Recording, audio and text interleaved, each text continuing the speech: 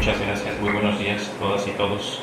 Es para mí un gran honor estar con todos y todas ustedes. Genuinamente, yo sé que siempre se acostumbra a iniciar con es un honor estar con ustedes, muy buenos días a todos los presentes, pero no saben cuánto es importante para mí estar con ustedes. Agradezco mucho a Andrea también por haberme invitado y por haber formado parte de la organización de todo este evento atlético del Poder Judicial. Estoy muy contento porque mi formación en derechos humanos dependía también de una comisión de derechos humanos. Entonces, cuando me invitaron, no me dijeron la historia completa.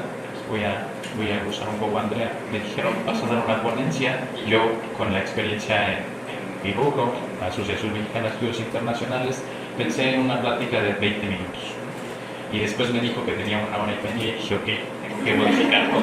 Y después me dijo quiénes eran los asistentes, las y los ombudsperson de todo el país, magistrados y magistradas. Y dije, ok, ¿qué les voy a enseñar a las personas que ya saben del tema? Más bien, yo tendría que aprenderles la mayor cantidad posible de enseñanza.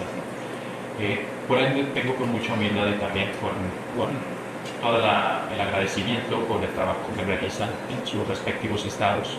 Sé que es un trabajo arduo, que también me acompaña una amiga que también es un trabajo muy arduo, trabajando con derechos de las personas migrantes, y justamente el platicar solo con algunas y algunos de ustedes ya me ha nutrido más en estos 20 minutos que tuvimos de desfase que muchas cosas que he visto en la semana.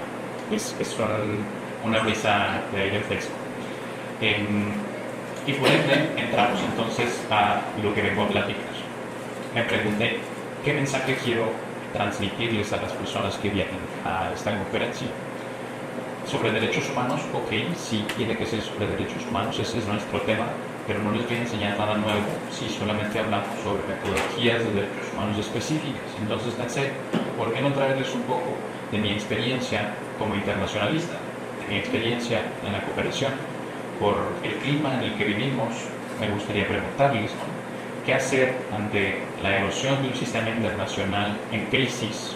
¿Qué hacer con la impotencia para poder resistir justamente este proceso de miedo, caos, incertidumbre que vivimos en el mundo en estos momentos, en el que las instituciones internacionales presentan alianza y los estados que las constituyeron parecen estar constantemente derogando, destruyendo, poniendo en duda para empezar a minar el espacio que hemos construido entre todas y todos durante décadas de institucionalismo. También me puse a reflexionar sobre lo que escribí en mi propia tesis de licenciatura, en donde resalté mucho el papel importante de la institucionalización de procesos, por la autonomía presupuestaria y el reconocimiento jurídico. Yo decía, bueno, en este punto vuelvo a revisar mi tesis y digo, me quedé muy corto, porque no es suficiente con las instituciones, es necesario ir más allá de las instituciones, es necesario lograr legitimación, y esa legitimación tiene que venir de las poblaciones con quienes trabajamos. Si no tenemos legitimidad como instituciones, ¿cómo se van a sostener cuando comience a tambalearse el sistema estructural que los sostiene? Y de eso va esta ponencia. El mundo en el que vivimos, iba a decir siguiente, como la ponencia de ayer.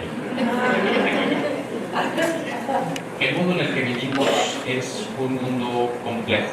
Como internacionalistas estamos formados para comenzar a entender el mundo como una red de interconexiones entre diferentes actores del sistema, no solo estados nacionales, sino también organismos internacionales, empresas transnacionales, organismos subnacionales con acción internacional, individuos con agencia a nivel global. Y se ha ido modificando violentamente y a una velocidad impresionante durante las últimas décadas, pero en particular a partir del 2020 creo que es un blur de cosas que han pasado y no sabemos realmente cómo cambian tan rápido todo. Y digo, no se diga en la última administración estadounidense, este año ha sido genuinamente un caos para todas y todos nosotros. Yo creo que todos tenemos al menos una historia en cómo nos ha afectado los cambios en la estructura institucional a nivel internacional y nacional. Tengo varios colegas, amigas que me han comentado cómo han tenido que cerrar oficinas de trabajo humanitario porque ya no existe el financiamiento de USAID. O sea, ese cambio ha cerrado muchísimas de las oficinas con las que trabajamos constantemente la defensa de los derechos humanos, la protección de grupos vulnerables, y que forma parte de una ayuda oficial al desarrollo y de una cooperación internacional que se ha ido construyendo con muchos esfuerzos de innumerables personas durante décadas. ¿Qué pasa en este mundo? Este mundo en particular lo vivimos con una historia de construcción primero de cómo queremos formarnos como sociedades. O sea, empezamos a construir la figura de nuestro Estado Nacional soberano desde hace unos cuantos miles de años, 2400 años, con la primera noción de lo que debía ser la polis, de lo que tenemos registrado, y cómo esta idea de la polis tenía que irse construyendo alrededor de las nociones de virtud, de verdad, de justicia, y cómo es que las personas tomadoras de decisiones comienzan a adoptar o al menos imbuirse de las ideas de los filósofos, de los politólogos, que todavía no eran politólogos en esa época, nombrando la necesidad del bien común. El bien común como una función específica de la polis. O sea, quienes estamos en algún puesto de representación popular en el servicio de la estructura gubernamental, tenemos un fin último, diría Santo Tomás de Aquino y Aristóteles. Ese fin último es el bienestar de todas y todos, el bien común que nos ayuda a continuar avanzando como sociedad, porque si no, ¿para qué nos reunimos a vivir en sociedad? Somos unos seres gregarios que necesitamos el grupo social para poder sobrevivir, para poder ser humanos. ¿Y por qué comenzamos a construir estos estados cada vez más complejos?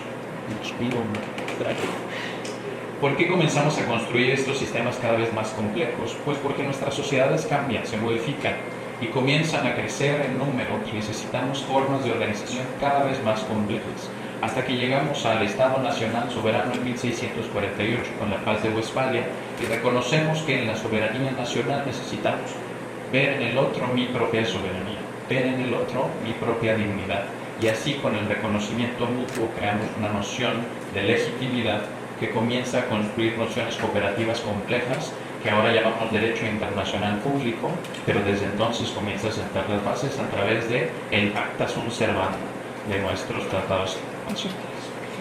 Avanzamos otros cuantos cientos de años y llegamos a el momento en el que comenzamos a dudar de esta estabilidad europea, en donde las naciones europeas comienzan a hacerse la guerra. Y después de unas cuantas guerras y crisis de instituciones, crisis de identidad a nivel global, deciden empezar a tirarse bombas unos a otros y mandar sus ejércitos unos contra otros. La Gran Guerra, le decían en ese entonces. Si viajan en el tiempo, no le digan Primera Guerra Mundial, va a ser bastante feo. No, primera. Bueno, la Gran Guerra en ese momento era una cosa desastrosa, Cuando termina la Gran Guerra, creamos una noción de que necesitábamos volvernos nuevamente aliados, amigos con esas personas con las que habíamos peleado. O sea, hubo un intento de reparación y un intento de construir relaciones sociales más duraderas. ¿A través de qué? Instituciones, la llamada Sociedad de Naciones. Fue un intento loable por todo el trabajo filosófico, político, humano que fue necesario, pero fracasó. En 20 años, la Sociedad de Naciones comenzó a deteriorarse rápidamente por la falta de voluntad política que sosteniera esas instituciones. Y entonces llegamos a la Segunda Guerra Mundial. Y en la Segunda Guerra Mundial sucedieron atrocidades que no pensamos que fuéramos capaces de cometer. Los seres humanos nos olvidamos de esa noción de la ley natural que había sido discutida por los filósofos clásicos durante cientos, si no es que miles de años. Esa naturaleza humana que atiende a nuestro punto más cercano con lo divino, que es la razón. Decían que la ley natural la reconoce la razón y por ende, a través de esa ley natural íbamos a proteger nuestra dignidad. Pero no fue así. Las atrocidades cometidas en la Segunda Guerra Mundial nos dejaron a todos atónitos en un punto en el que necesitábamos confiar nuevamente en el mundo que estábamos construyendo.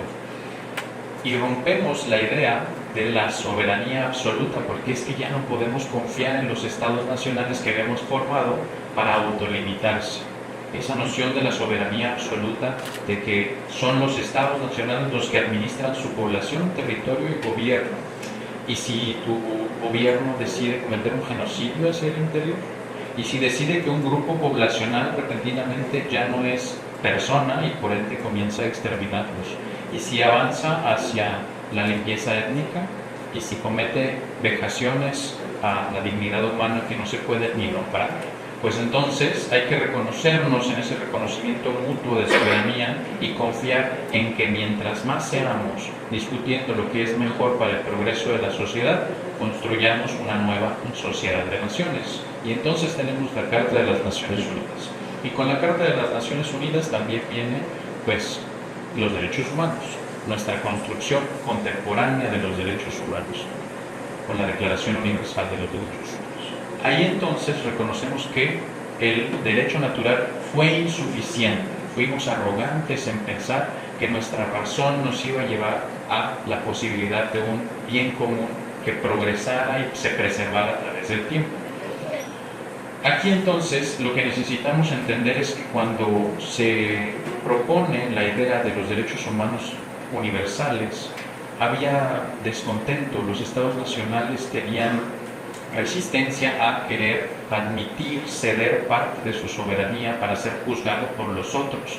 Pero así como Hobbes decía en el Leviatán, pues si cedemos nosotros nuestra soberanía, el otro se compromete a ceder esa parte de su soberanía también, y entonces ya no hay una noción de que yo estoy perdiendo. Todos estamos poniendo soberanamente una parte de nosotros en esa noción de autolimitación colectiva.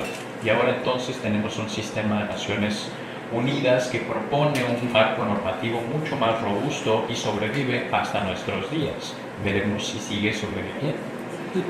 Bien, la forma en que los estados entonces tratan a las personas ya no es solamente un asunto interno, y lo digo porque nosotros no juzgamos con perspectiva de derechos humanos solo con nuestra Constitución. La modificación al artículo 1 de 2011 nos hace tomar en consideración una extensión de los derechos hacia los tratados internacionales. No limita nuestra Constitución, la amplía. Entonces, precisamente porque tenemos una noción mucho más amplia de lo que tenemos que hacer para proteger a las naciones, a las personas dentro de las naciones, comenzamos a construir nuevas formas de pensar los derechos de las personas.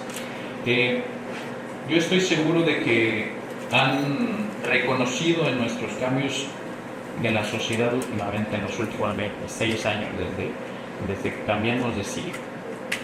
Sabemos que la globalización era un tema importante en la época de los 70s, 80s, cuando decían que la globalización nos iba a borrar la identidad a todas las personas, porque tenemos un montón de problemas compartidos que trascienden las fronteras nacionales. Ese es el área de estudio de las relaciones internacionales. Pero aquí entonces no podemos pensar que estamos aislados o que vivimos en una sola tierra que no comparte fronteras con nosotros. No somos una isla en medio del océano vacío.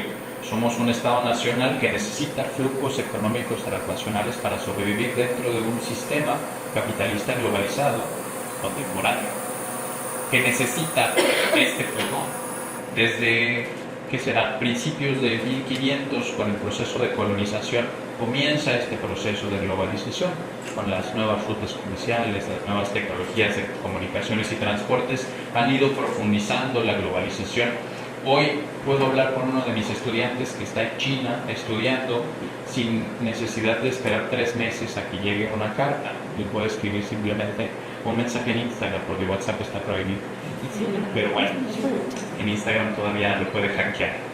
Lo que también tenemos es algo que hemos tenido siempre, que son las migraciones. Y las migraciones modifican la manera en la que entendemos el territorio.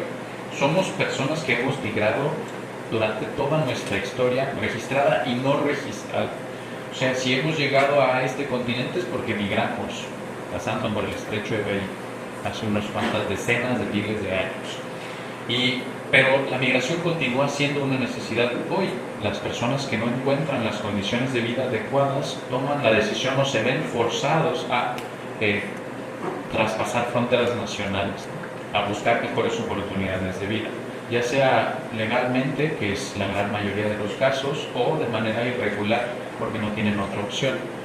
me podrá corregir Ivana si me equivoco, según yo es una proporción 8-2, 8 o regular y 2 en lo irregular. La migración irregular es realmente una minoría dentro del gran proceso migratorio que tenemos constantemente. Y otro es la manera en la que hemos construido estas instituciones internacionales, los organismos internacionales que forman parte de nuestras herramientas para poder cumplir con nuestro trabajo hoy. La Organización Internacional de las Migraciones, por ejemplo, haciendo referencia a Guadalajara, también tengo mucha colaboración con ellos. Hoy voy a echar muchas flores en Ivana Saldívar, jefa de oficina de la Organización Internacional para la Migración Regional, que me visitan por eso hay que la universidad. ¿Qué foto? Siempre nos aprendemos, convénzanla de que dé una clase para mis universitarios, por favor. Muy bien. Ya que estamos en este proceso de globalización y que nos hemos entendido y reconocido mutuamente, comenzamos entonces a ver los derechos humanos como un lenguaje global. Empezamos a hablar en términos de derechos humanos, empezamos a construir lo que llamamos regímenes internacionales de los derechos humanos. Regionales, normalmente nos adherimos a las regiones a las que pertenecemos. Para nosotros en América Latina, pues el Pacto Interamericano de Derechos Humanos. Y con esto comenzamos a encontrar a los estados nacionales teniendo que rendirle cuentas a un ente supranacional. Decimos, el Estado se ha sometido, sí y no, somete un pedazo de sí para no perder la exclusividad, porque si no participa dentro del proceso cooperativo se autoexcluye y entonces lo miran para abajo. ¿Quién es ese raro que no respeta derechos humanos? ¿No? ¿Cómo que México viola derechos humanos? Sucede y hemos sido condenados. ¿Y qué hacemos para recobrar legitimidad? Cumplimos con la sentencia y tratamos de cambiar los procesos de la institución, ese ente extraño que es el Estado, y tratamos de hacer las cosas mejores. ¿Se soluciona por completo el problema? No. Todavía hay violaciones a derechos humanos. Si no, ustedes no tendrían trabajo. Y en efecto es una labor muy noble, pero reconocemos que es una labor dolorosa. Constantemente estamos sufriendo. Honestamente, yo he hablado también con mi compañero Omega, que hoy no lo veo aquí, pero yo no podría estar en sus posiciones. He hablado también con Andrea, con los casos que llegan aquí a la comisión. Desde mi rubro en la academia, soy muy hábil enseñando, porque la formación pedagógica es específica para eso, pero recibir el dolor humano directo y poder ver las atrocidades cometidas contra las personas, eso es una función que tienen ustedes y que tienen esa fortaleza para resistirlo. O sea, trabajando justamente con mis colegas, compañeras y amigas, que todas son mujeres, por cierto, todas mis amigas de Derecho Humanidad son mujeres, tienen una fortaleza que les admiro, y las mías, yo dije las mías, no que todos ustedes sean mujeres. Mis amigas que trabajan en derechos humanos, todas son mujeres. Esa fortaleza realmente se las admiro, porque cuando platicamos sobre ello, lo único que puedo hacer es llorar. Muchas veces es solo llorar. La formación en derechos humanos fue dolorosa, porque es enfrentarse a esas verdades incómodas. Enseñar derechos humanos también es doloroso. La clase que compartí el semestre pasado de Justicia, Reconciliación y Paz, lo digo siempre, odié dar esa clase. Es un tema bellísimo, pero lo odié porque tenía que llorar en cada clase. O sea, en cada clase debe estar sufriendo por ver las atrocidades que teníamos que reparar. Y después llorar, pero por el proceso de transformar veneno en medicina, logrando un proceso genuino de verdad, justicia, reparación integral de daño, garantías de no repetición y construcción del deseo social. Esos son los puntos que sí me gustan. Esa parte sí me gusta. Enfrentar la realidad es duro, pero precisamente es lo que es necesario para poder entender el mundo en el que vivimos. Tampoco soy de cristal, soy internacionalista. Todos los días escucho lo que tiene que decir el presidente de los Estados Unidos. Obviamente no me puedo caer todo el tiempo, pero yo es parte del proceso de gestionar las emociones, me sirve mucho. Bien, una cosa que hemos aprendido con la globalización es que aceptamos las condiciones del sistema que creemos que son la realidad. Y comenzamos este proceso de reconocimiento e internalización,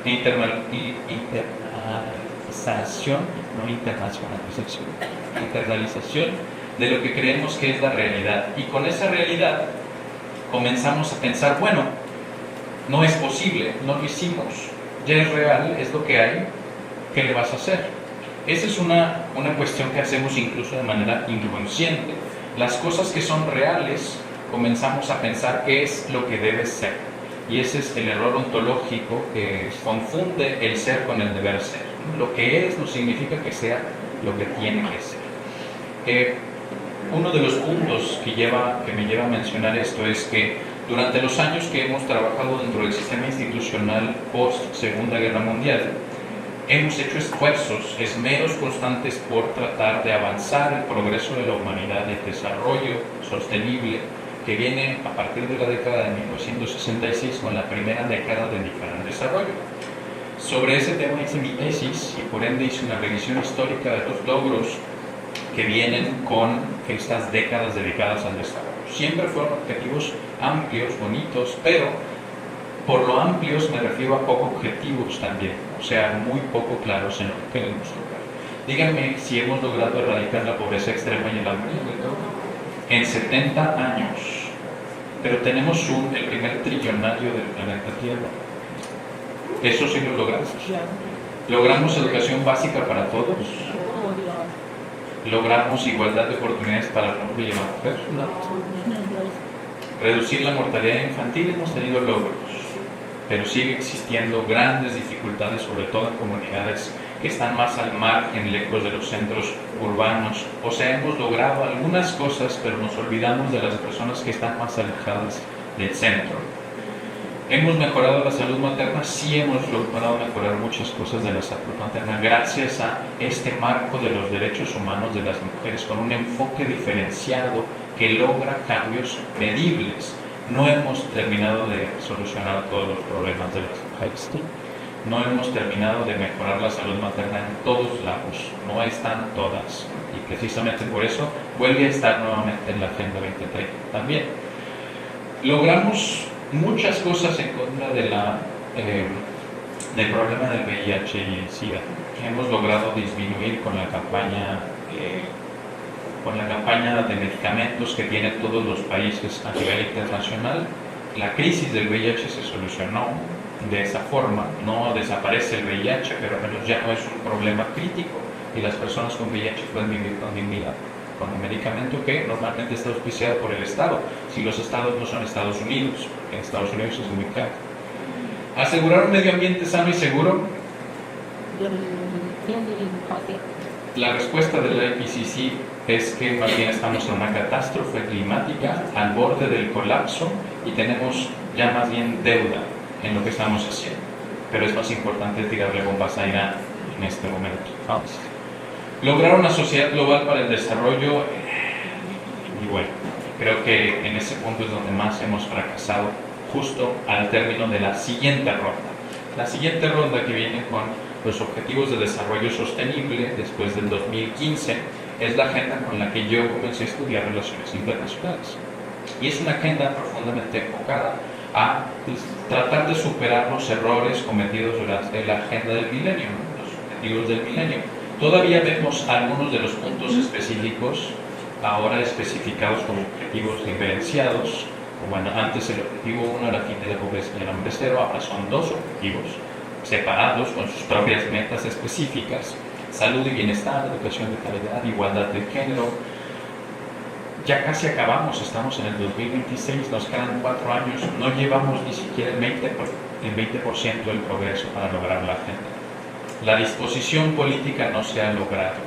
Pero aquí me parece que hubo un enorme avance en los Objetivos de Desarrollo Sostenible porque por primera vez soluciona uno de los grandes problemas de la cooperación para el desarrollo a nivel internacional.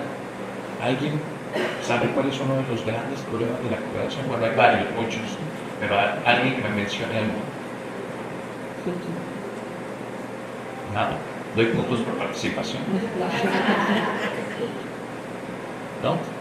Uno de los primeros es la falta de aterrizaje de los proyectos que se planean para el norte global y cuando llegan al sur global no toman en consideración las necesidades de la localidad. La agenda del milenio no tomó nunca en consideración las comunidades subnacionales. De hecho, no las proyecta. Lo que hace es decirle, tú, Estado Nacional, resuelve. O sea, tú te comprometes, en lugar de tomar en consideración a las autoridades locales, que son las personas que están en el campo trabajando directamente con las personas. Son las personas que forman verdaderas comunidades sociales, son el primer núcleo que tenemos en la formación de civilizaciones. La Agenda 2030 lo hace, y en sus, creo que son 169 metas específicas, toma en consideración muchos de los puntos para las autoridades subnacionales. Esos son dos grandes avances que trae la Agenda 2030. 70 años después, volteamos a ver a las comunidades, volteamos a ver a nuestra zona de vecinos, a la aldea, volteamos a ver a la ciudad, volteamos a ver a las presidencias municipales, que en ocasiones son de 20,000 personas, no sé, en el pueblo de Misamal, o incluso menos, ¿no? Muchos pueblos bastante pequeños, pero que tienen toda esa capacidad para organizarse, porque somos seres humanos, porque nos podemos organizar. Pero si nunca se plantea como un objetivo, ¿cómo entonces vamos a alcanzar la distribución? La distribución de la información suficiente para que sepan que tienen derechos, que el Estado debe protegerlos, garantizarlos, promoverlos, respetar. ¿Cómo van a saber que el Estado está violando sus derechos si no baja nunca la información, si se queda todo allá en una distribución en televisión abierta para quienes tienen televisión, o en redes sociales para quienes tienen redes sociales? Pero no olvidemos que en México tenemos un problema severo de pobreza. Cerca de 40 millones de personas todavía viven en pobreza. ¿Han habido avances? Sí, 5 millones de personas salieron de la pobreza desde el siglo pasado, pero todavía quedan cerca de 40 millones de personas viviendo en pobreza. O sea, ese objetivo nosotros no lo hemos cumplido. Es un tercio de nuestra población, 1 de cada 3 personas en México. Genuinamente tenemos que tomar en consideración esas miradas diferenciadas que bien decía Bell Hooks, teórica feminista, en 1952, cuando hablaba de traer los derechos desde el margen hacia el centro, para poder ponernos en la mirada, directo en el ojo de nuestro trabajo, que las personas no viven las mismas circunstancias en todo el globo, que la experiencia de las mujeres no es la misma en un poblado indígena que en una gran ciudad, en la Ciudad de México que en Algo Oriente, que lo es de Nacosari. Las diferencias son enormes. No es lo mismo el color de piel que camina por una calle de ciudad y que se mueve en una clase social específica, a cuando tenemos a nuestros compañeros de las comunidades mayas viniendo y tratando de hacer justicia. Les hacen más caso a quién, a una señora vestida muy bien, con el pelo recién hecho para la administración de la justicia, o a alguien que viene hablando en maya. Es muy diferente la manera en la que son tratados. Ahora, ustedes saben esto porque lo tratan en sus casos todos los días, ¿no? Si pasa esto es porque van a llegar con ustedes a la Comisión de Derechos Humanos a tratar de hacer justicia. Si alguien les informa que tienen derechos humanos y que pueden tratar de atenderlo desde esta perspectiva. Pero lo que traía, le digo, la tabla de la vergüenza, insisto, 70 años sin lograr los objetivos. Cuando comencé mi investigación allá en la licenciatura, por 2015, me acuerdo que estaba pensando en resaltar los logros de la cooperación para seguir promoviéndola, y me encontré con una contradicción a mi propia hipótesis. No se habían logrado muchas cosas, habíamos logrado unas cuantas, pero no ha avanzado lo suficiente. Y aquí entonces llegamos a la cuestión teórica. La cuestión teórica nos lleva a revisar 3 grandes corrientes de los ciudadanos. Primero, ya mencioné, la corriente naturalista, que habla sobre esta naturaleza humana inherentemente racional, que nos habla de la dignidad ontológica en el ser. Sí, ok, el derecho está y lo construimos porque somos ontológicamente dignos y construimos sociedades que buscan ese bien común porque reconocemos esa dignidad, o al menos eso harían las personas racionales. Thomas Hobbes, por ejemplo, cuando escribe Leviatán, dice: no podemos confiar en que todas las personas tengan esa inherente racionalidad para respetar a los demás, y por eso somos el lobo del hombre, el hombre es el lobo del hombre, y tenemos que construir un monstruo, el Leviatán, para que por la fuerza nos imponga a través del uso legítimo de la coerción. El Estado, ¿cierto? Y entonces comenzamos a construir elementos estatales que nos tienen que obligar a tratar a los demás dignamente. Y se plantea la noción hobbesiana de libertad, una libertad negativa. La libertad es la ausencia de impedimentos para desempeñarnos en la vida. Si no te lo prohíbe la ley, está permitido. Y ahí está esa noción del derecho positivo. Oye, no puedes cometer un genocidio. Se supone que al menos ya está positivado, ¿no? Aún así sigue sucediendo. No puedes asesinar a otra persona, está prohibido, tendrás una pena, está penado y aún así sucede. Esta noción específica del naturalismo de los derechos viene primero por una noción de universalidad.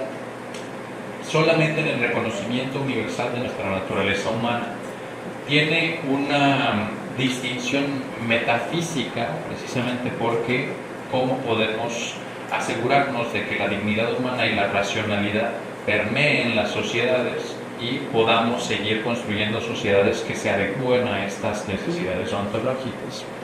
Y luego llegamos a Habermas, uno de mis favoritos, en sus aportes a los derechos de las personas. ¿Por qué? Porque Habermas no solamente habla de ese fundamento en la racionalidad intersubjetiva, que es lo que construimos nosotros, lo que tú crees racional, lo que tú crees racional, lo que tú crees racional, es racional y después lo combino con lo mío y construimos algo que es racional para todos en un imaginario colectivo. Ahí Habermas, aún así, critica la noción de la justificación racional intersubjetiva porque dice que tenemos fallos en nuestra percepción.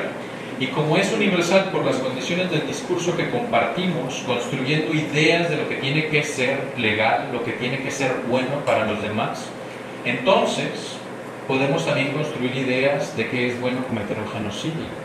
Y se comparte lo que es racional entre un montón de personas y se justifica. Y por eso nuestro marco de derechos humanos limita al Estado, porque es que Nayib Bukele tiene una aprobación altísima en El Salvador, más del 90%.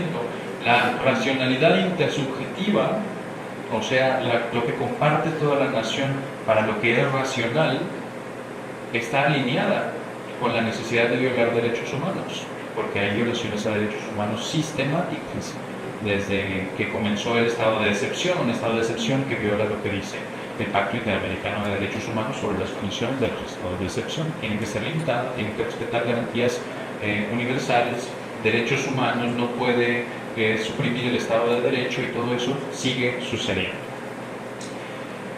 Es un idealismo deliberativo.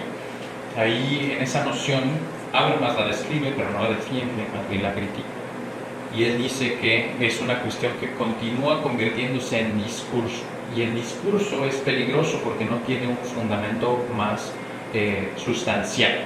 Y luego llegamos a la concepción política de los derechos, en donde el fundamento va a ser la voluntad política.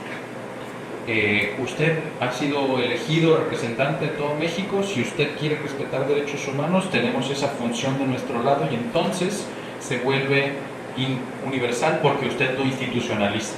Pero de repente llega alguien y dice, no sirven para nada los derechos humanos, la Corte Interamericana de Derechos Humanos me vale un cacahuate, la Corte Penal Internacional no tiene jurisdicción conmigo, la Corte Internacional de Justicia no les voy a pagar. Y es más, voy a perseguir a la representante enviada especial para los territorios palestinos de Naciones Unidas, que voy a bloquear todas sus cuentas. Es anécdota. La función política, entonces, es un acuerdo.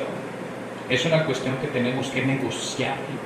Y como es un acuerdo y lo tenemos que negociar, y de repente tal o cual representante del pueblo no quiere aceptar esas limitaciones, hay que disminuir el nivel de protección. Y lo disminuimos, y lo disminuimos, y lo disminuimos, hasta llegar al punto de nuestros derechos humanos universales, que le decimos la base mínima. ¿Por qué? Es la base mínima porque hubo que bajarle muchos niveles para poder llegar a que los demás lo aceptaran. O sea, nuestros derechos humanos actuales están limitados. Siempre pueden expandirse. Es de ahí para arriba. Es una base mínima. Y ese es el punto al que llega Rawls, por ejemplo, ese minimalismo sustantivo. Lo reducimos tanto que es como, oye, bueno, no puedes respetar estas otras cosas, al menos no lo mates, no lo desaparezcas. El mínimo el mínimo, genuinamente el mínimo. Oye, la gente pues, necesita un techo donde vivir. Ah, sí, bueno, tiene derecho a la vivienda, no tiene derecho a vivirse el hotel. O que sea una vivienda digna, y entonces creamos el Infonavit. Y ahora está siendo cuestionado también por el Estado. Está bueno eso, vamos a ver cómo avanza. Bien. Una vez que llegamos a este conocimiento de los fundamentos del derecho, las fuentes teóricas del derecho, entendemos una inadecuación entre la teoría y la práctica, porque es que a nivel interno los derechos humanos siguen teniendo este déficit conceptual del discurso dominante de los derechos humanos. O sea, el discurso dominante es que son universales, interdependientes, inalienables, pero aún así la realidad cuando lo entrenamos deben ser progresivos. Tenemos una obligación de no regresión y aún así sigue sucediendo. ¿Por qué? Porque vemos cómo es que las naciones deciden en determinado punto que ya no les gusta someterse a sí mismos a los límites de la soberanía compartida. Y decidimos que tenemos un montón de bombas y precisamente por eso podemos imponernos ante los demás. Voy a poner una pausa para poner un paréntesis ahí. Ningún dictador vive para siempre. Todos somos seres humanos, en algún momento pereceremos. Ninguna tiranía dura para siempre. Se los dice un internacionalista, nuestro estudio abarca la larga duración, ni uno es inmortal. Todos perecen en algún punto. Cierro paréntesis. Este no va a durar tanto, tiene 79. No va a durar tanto. Roguía cumple 80 este año. El mismo día que Xi Jinping, una curiosidad impresionante. Sí, separados al nacer. Muy bien. Tenemos entonces esta noción de los derechos humanos actuales y ahí viene de nuevo la desconexión ontológica. Cuando decimos, este es el deber ser, pero esto es lo que es, y ahí hay una desconexión, ¿no? Ahí decimos, ¿qué está pasando? ¿Por qué si esto es lo que está positivado, no está sustantivado? ¿Por qué no es la realidad?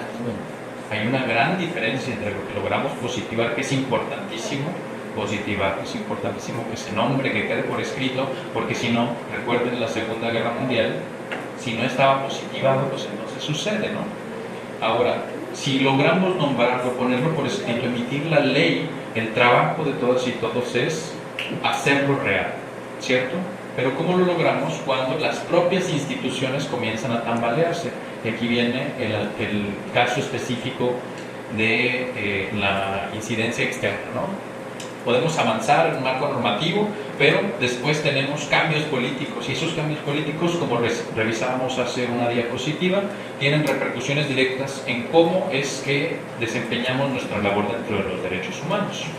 Las realidades graves de violaciones a derechos humanos en México nos exponen de manera sustancial a nuestros peores demonios dentro de la sociedad.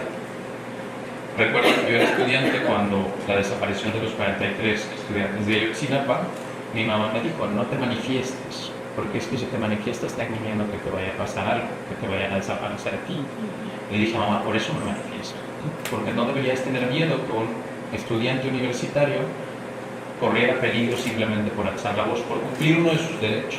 En ese entonces yo no sabía que iba a estudiar derechos humanos después, pero ya estaba marcado. ¿Qué nos marca? El dolor compartido, la empatía.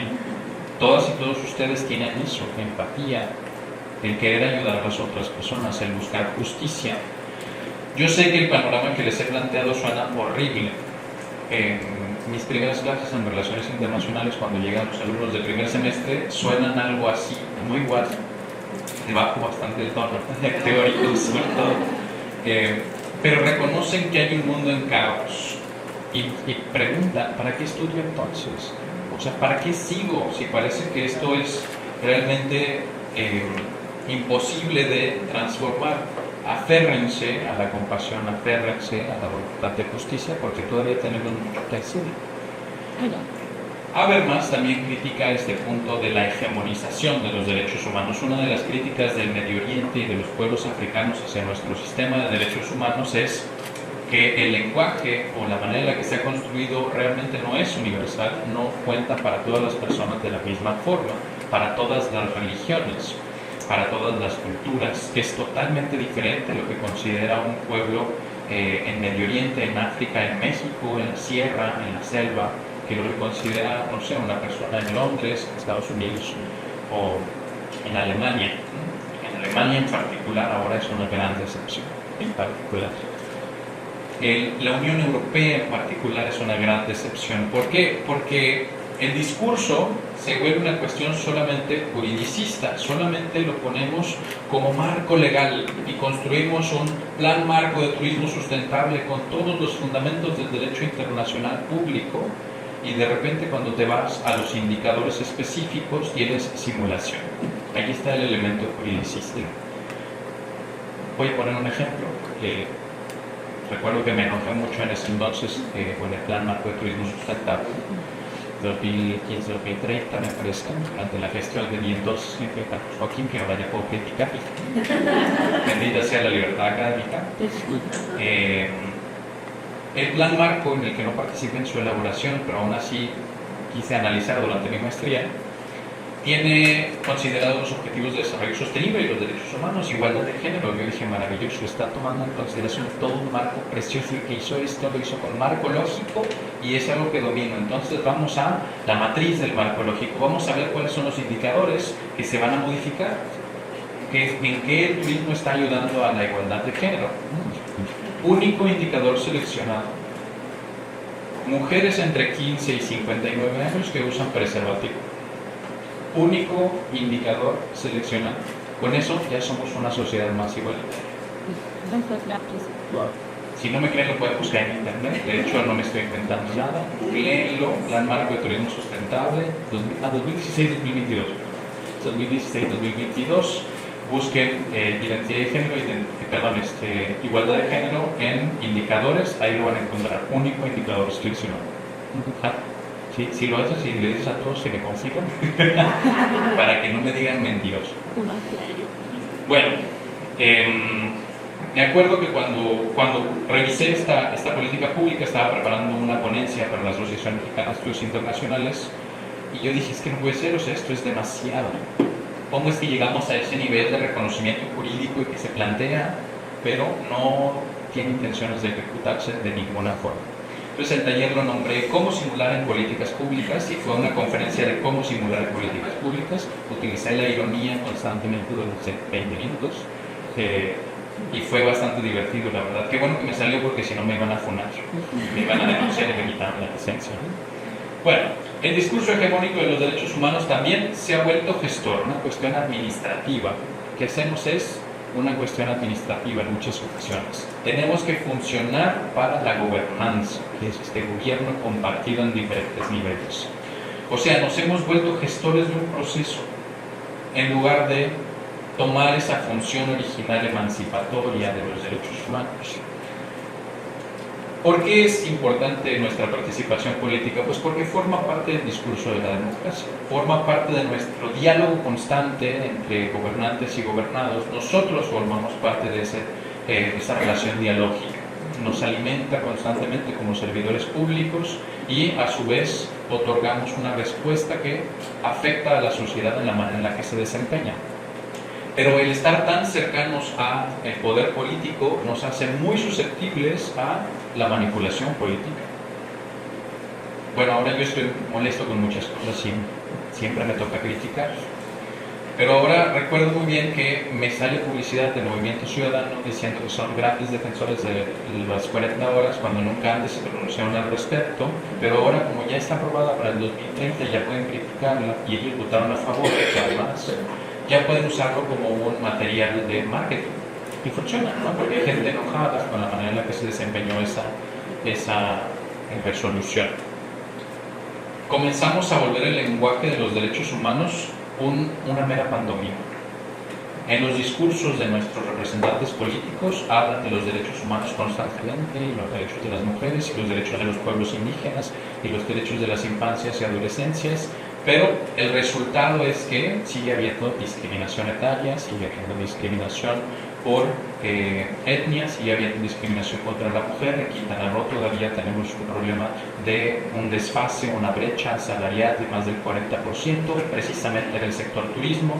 Entonces, Porque eso no venía en el plan marco de turismo sustentable, disminuir la brecha salarial de género. Eso es simulatorio. Ahí ya no estamos hablando de derechos humanos, estamos banalizando los derechos humanos. Se ven bonitos, me queda bonito el pin en el pecho de los derechos humanos o el pin sobre la lucha feminista de las mujeres, pero realmente no estoy impulsando políticas públicas que permitan ayudar a los pueblos indígenas, que permitan ayudar a las mujeres, a las infancias y a otros grupos vulnerables. Y entonces cuando le ponemos ese elemento discursivo en el que solamente hablamos de derechos humanos pero no actuamos con derechos humanos y construimos políticas públicas de derechos humanos con el enfoque de derechos humanos, el derecho pierde ese papel emancipatorio, la capacidad de liberarnos de todas las formas de opresión. Esa es la emancipación. El derecho se convierte en un uso retórico, que el discurso se oiga bonito para ganar más votos. Según yo tenía muchas más notas y hoja, pero ya no pasamos a otros. No hizo falta consultar. Tengo por ahí algunas que sí escribí, que es un poco más poético y voy a tener que leer. No me voy a acordar de todo lo que escribí.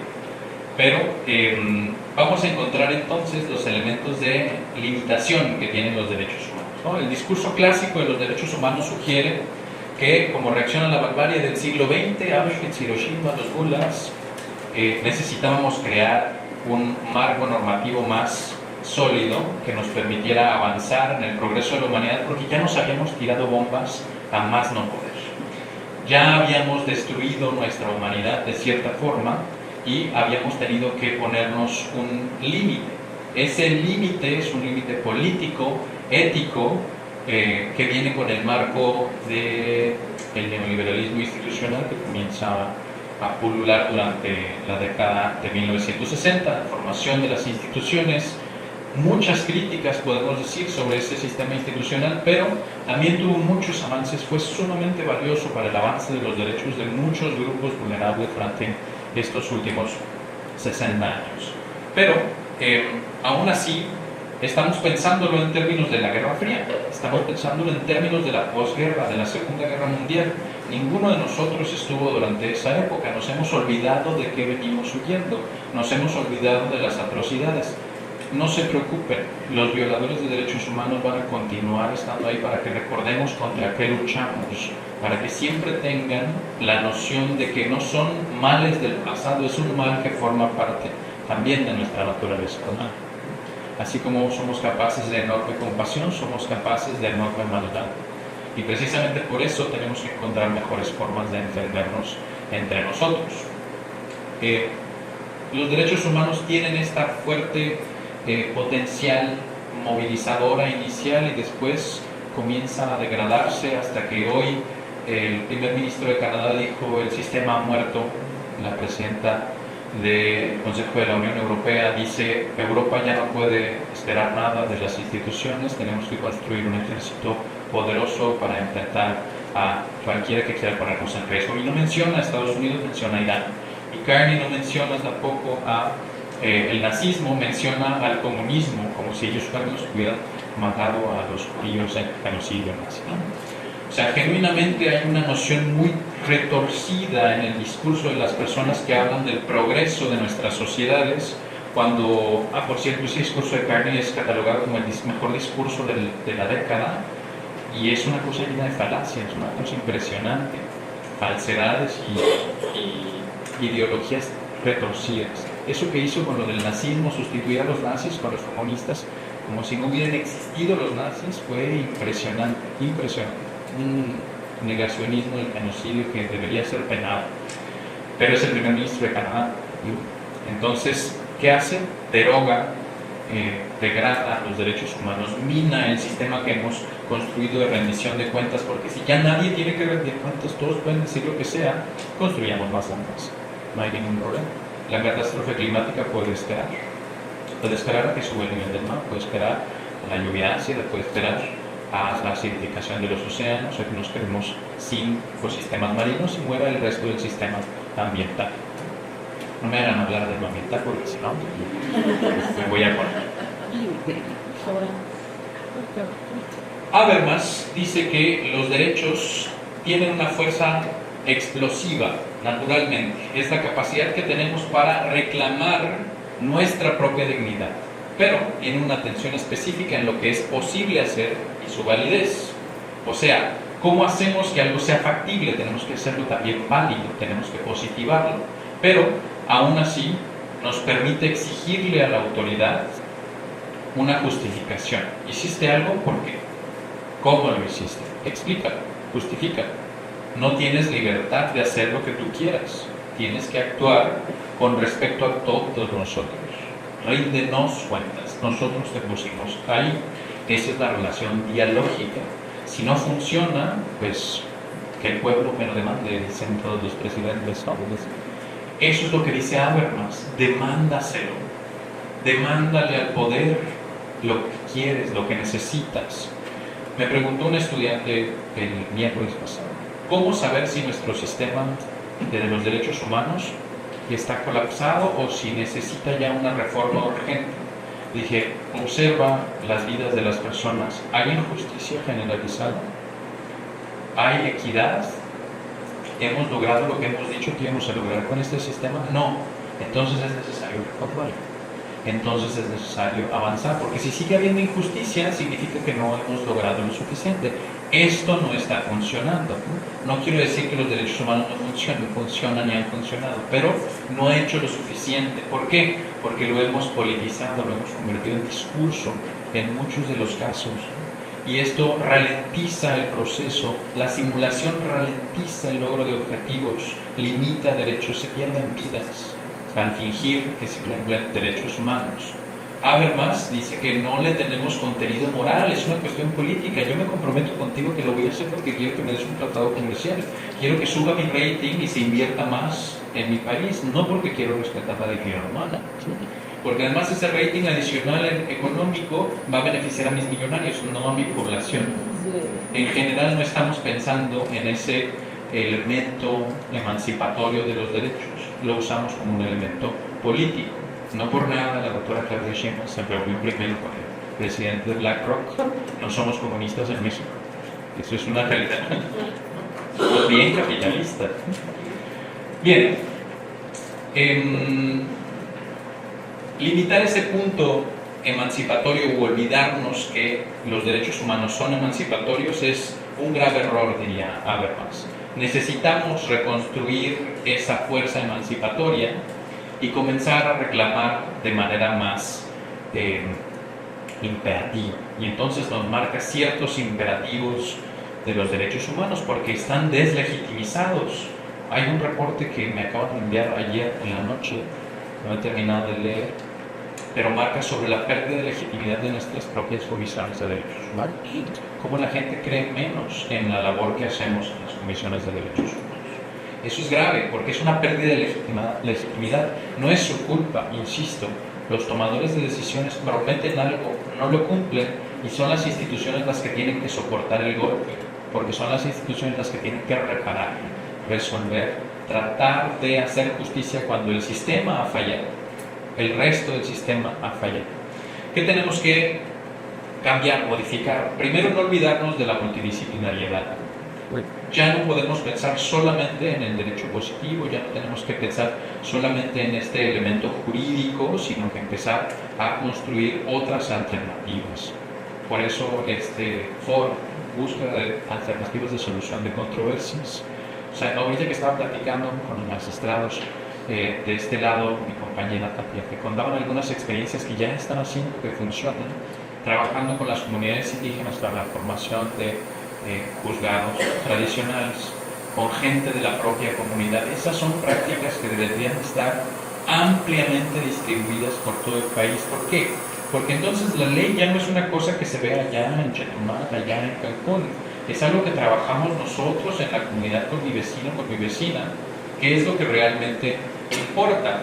La multidisciplinaridad nos obliga a pensar que no solamente por ser abogados ya vamos a solucionar todas las cosas, es pedirle a un internacionalista que venga y hable un poco sobre ese sistema institucional, o pedirle también a un humanista, a un filósofo, cómo podemos seguir modificando la manera en la que entendemos los derechos. El aspecto multicultural. Bueno, aquí tiene más que ver con cómo se diseñó desde Europa.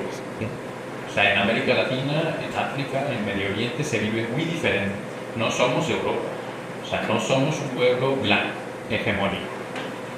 Somos un pueblo con múltiples variables de maneras de vivir, de culturas, de tradiciones, de formas de ser. Y si no adaptamos ese aspecto multicultural a los derechos humanos, seguiremos degradando la función de nuestro trabajo.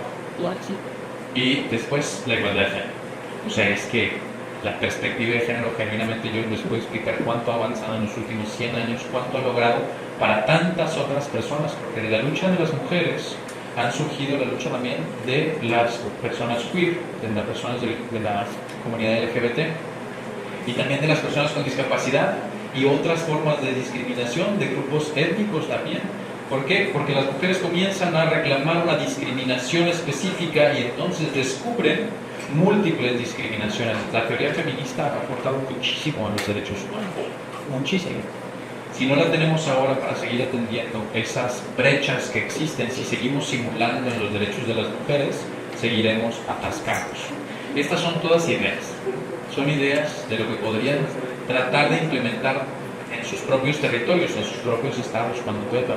Un programa de capacitación para mujeres formadoras en derechos humanos, por ejemplo, ampliar las redes de los juzgados tradicionales en los pueblos indígenas, seguir colaborando con infancias y adolescencias para que conozcan sus derechos y puedan reclamarlos.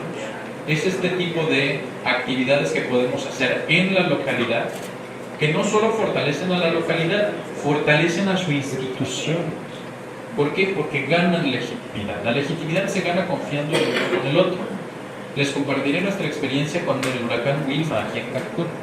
El huracán Wilma destruyó todo Cancún. Se quedó estacionado 3 días, nos quedamos sin luz 2 semanas, sin agua, todas las calles estaban destruidas, los techos de las casas estaban en caos, no había trabajo, no había electricidad, no había nada. Las personas que tenían que ir al hospital las movían en camiones blindados porque eran los únicos que podían atravesar la ciudad. ¿Y en quién confiábamos? En el Estado, obvio, ¿no? No, el Estado no existía en Wilma. ¿Por qué? No había comunicaciones. ¿Cómo íbamos a hablar con el Estado? ¿Cómo iba a suplir el Estado de repente el montón de delincuencia que resultó del caos? ¿En quién confiamos? ¿Alguien de aquí vivió Wilma? ¿Solo yo? 1, 2, 3, 4, sí, allá. ¿En quién confiamos? En sus vecinos, exactamente. Formamos asociaciones vecinales, hicimos guardia en las noches. Descubrí que muchos de mis vecinos cazaban con escopeta, precisamente porque necesitábamos defender nuestras comunidades. Nunca nadie en toda la colonia donde yo vivía, en la región 521, pasó hambre. Nadie sufrió por falta de agua, nadie sufrió por falta de comida. La vecina de muy avanzada edad que vivía sola hace muchos años, nunca estuvo sola.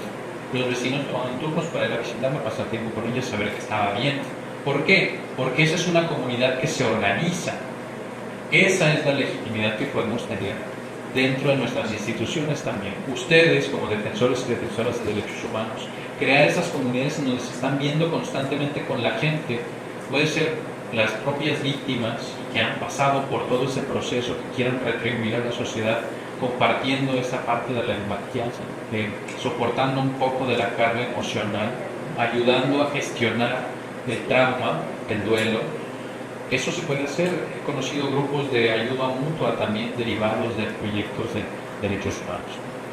Hay muchas cosas que se pueden hacer para formar comunidad. Cuando las instituciones más altas se tambalean, la comunidad resiste. Y ese es el mensaje específico que les traigo. Vivimos en una época específica, que ahora ya viene la parte que se escribió. Vivimos en una época específica en donde parece que tenemos un gran tsunami, una gran ola que viene por nosotros, que viene por este sistema institucional normativo que hemos construido con base en los filósofos griegos y el derecho romano y todo como ha ido avanzando en los últimos 2400 años para nuestro sistema normativo actual. Y ahora somos testigos bastante impotentes de la formación de esta inmensa ola que se constituye aparentemente pues inexorable, ¿no? No podemos hacernos a un lado y que no pase. Sigue creciendo, sigue ganando fuerza para acabar arrasándolo todo a su paso, porque está constituida por elementos poderosos que transforman la sociedad.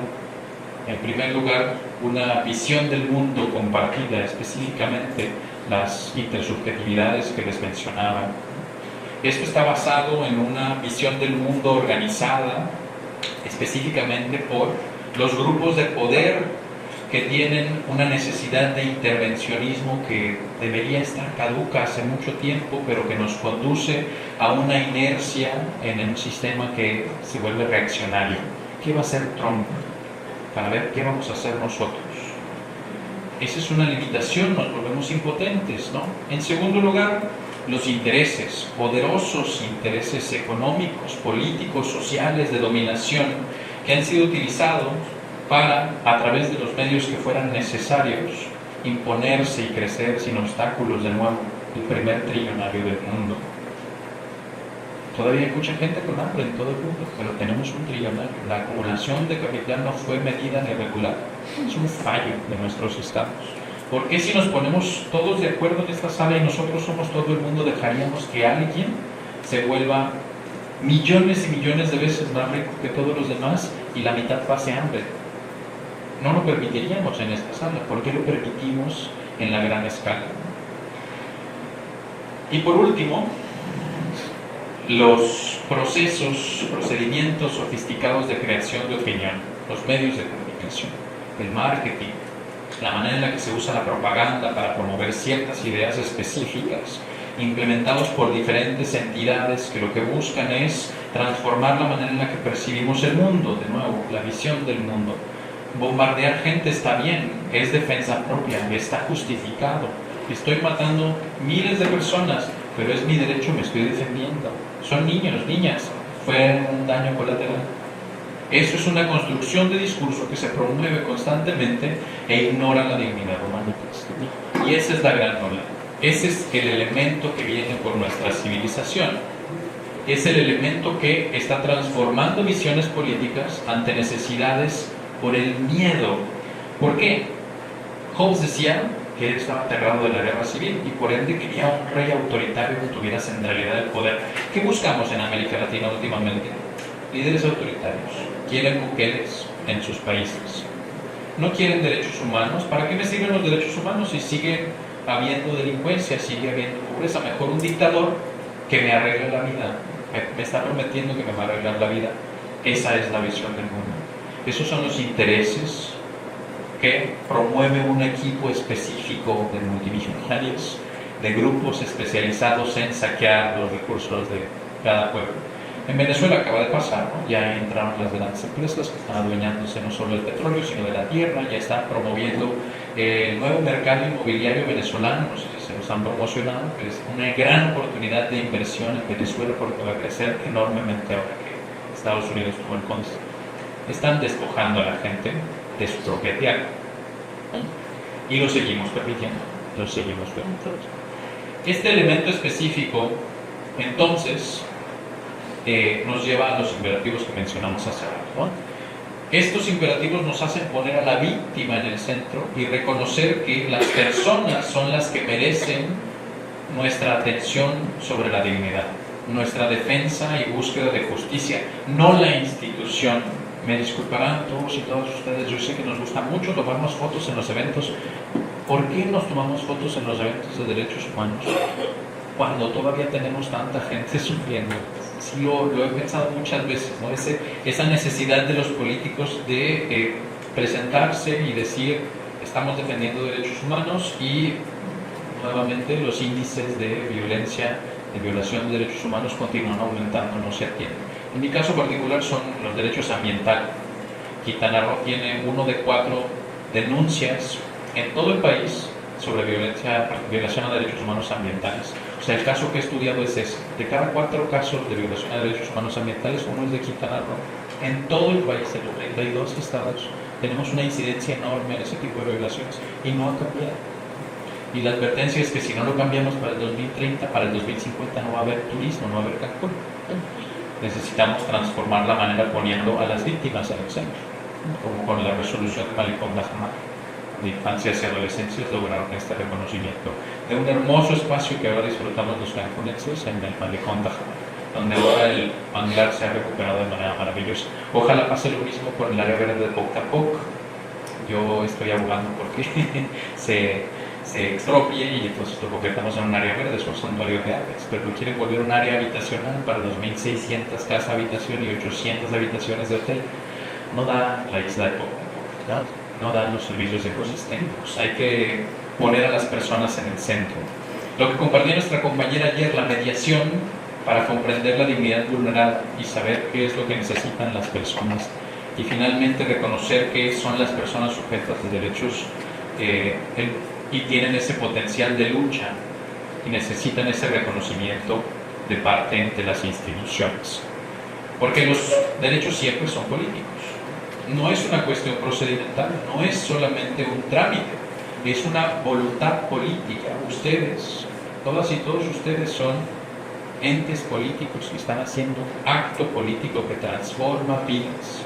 Cada vida que logran transformar, cada acceso a la justicia que facilitan, están cambiando la perspectiva de una persona de lo que es su propia dignidad.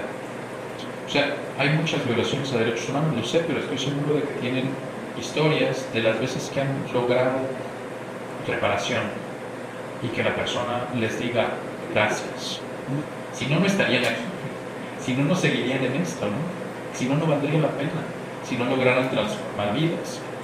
Yo los invito a esta resistencia, emancipación y lucha por el conocimiento, el reconocimiento, para luchar por esta noción de libertad que mencionaba Hannah Arendt cuando decía que tenemos derecho a tener derechos, ¿no? Una libertad de participación en el acceso público, el ser entes políticos que tenemos esa capacidad de pertenecer, aparecer, actuar, incidir y participar de la vida común. Eso es a lo que los invito, a crear nuevos mecanismos, si ya tienen, impulsarlos, fortalecerlos, expandirlos, para poder incluir a la ciudadanía dentro de la institución, porque la institución se empederniza.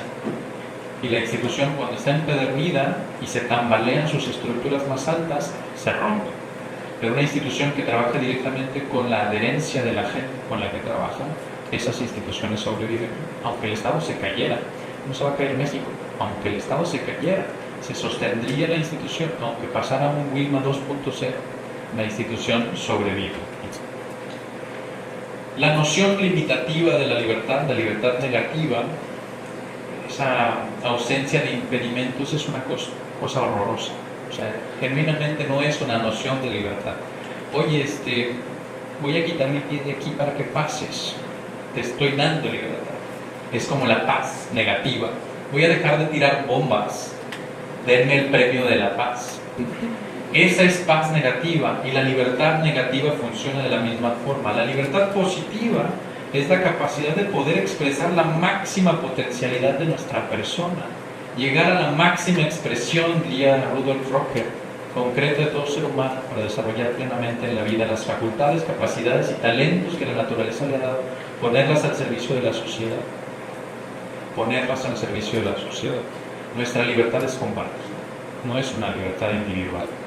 No es nada más yo con mis derechos, es mis derechos porque todos tenemos derechos. Mis derechos, tus derechos, libertad compartida.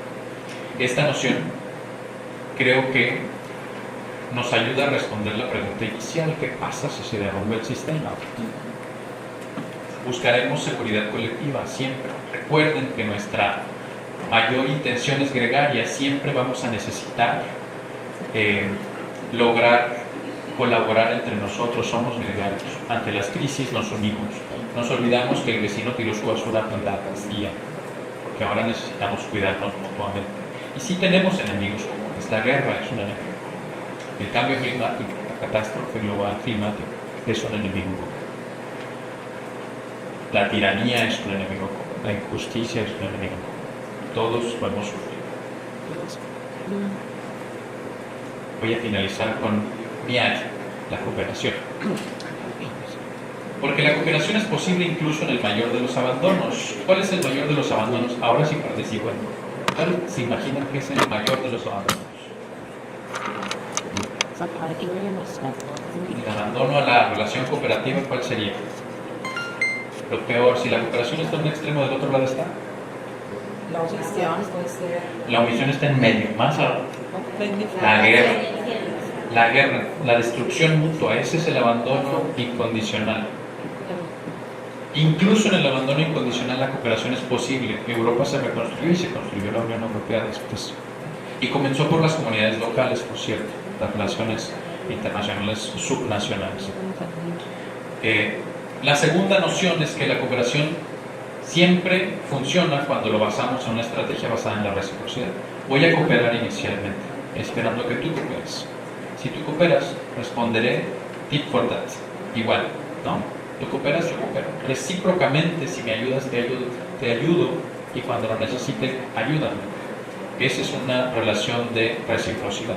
Y finalmente, y esta es la noción más importante, la cooperación se protege a sí misma. Si alguien no quiere cooperar, cuando ya se ha establecido un proceso cooperativo, ese alguien se autoexcluye. Entonces, cuando encontramos ahora el escenario internacional de esta forma, sepan que está sucediendo. Nadie quiere hacer negocios con Estados Unidos. Estados Unidos se salió de 67 organismos internacionales en estos últimos meses. No tiene aliados. Está amenazando a sus aliados dentro de su alianza militar. Genuinamente, una persona así puede funcionar en un momento hasta que se le acaben las bombas. El sistema internacional es complejo, interconectado y está basado en cooperación. La cooperación se protege a sí misma. Finalmente, les comparto el mensaje con el que siempre continúo con mis alumnos en cada una de mis clases para terminar. Les digo que tenemos que seguir luchando por el mundo que queremos ver, aunque no nos alcance la vida para disfrutar. Es una visión transgeneracional que me gustaría compartir con ustedes y les agradezco muchísimo. Buenas tardes.